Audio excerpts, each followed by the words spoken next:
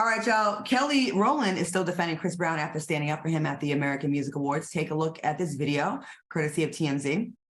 You know what? We all need to be forgiven for anything that we could be doing, anything that we're thinking. We all come up short in some sort of way, and grace is real. I love Kelly Rowland.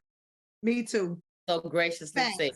I love Kelly Rowland because she checked that whole AMA audience when they even tried. She said, she gave him the church finger. So the AMA, it was supposed to be a tribute to Michael Jackson's the 40th anniversary of Thriller, right? And the AMAs did release a statement about Brown's performance. Live shows change all the time.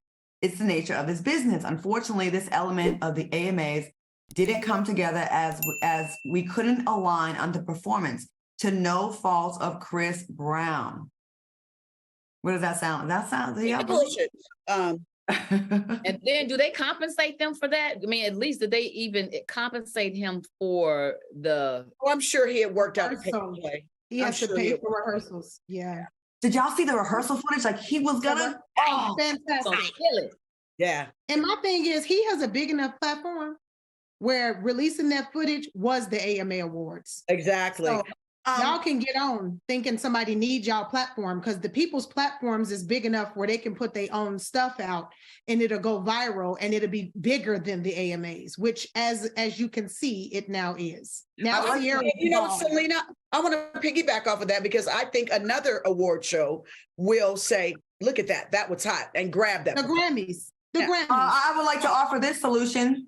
BET Awards, we always complain that the biggest artists do not support the BET Awards and the Soul Train Awards, and we need to get back to going to our own platforms that we have in place where we are appreciated, not tolerated. If these mainstream award shows don't want to have us rocking on there, Chris Brown, bring that fire performance to the BET Awards, and we will gladly watch that performance. But you know what? They still gonna watch it. They have us brainwashed to believe that award show is the top award show. So you haven't really made it until you get that. And I love that Chris Brown, took that as a gentleman. He just, instead of him, because Chris Brown will get with you. And instead, no, he will. He's when he has enough, he has enough.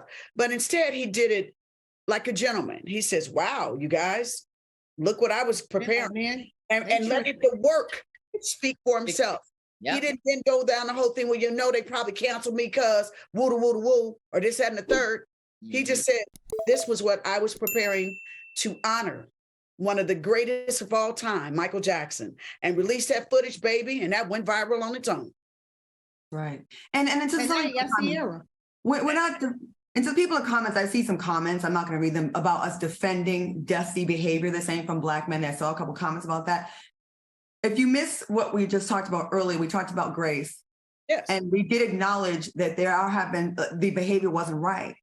But how long do you pay for your mistake? And I you know what? I would like for our producers, I would love for us to do a queendom one of these days on forgiveness and grace. Yes. I think we should talk about that because I think once you do something bad, except of course, murder and pedophilia, that's no forgiveness ever. Yeah. But what things are forgivable over time and what things are not? I think we should tackle that on because I think there's some misunderstanding here. Like death penalty, no. Redemption, is it possible? I do think so. Agree. All right. Like Kelly said, all of us have done something in our lives that we've regretted. No one's perfect. Facts.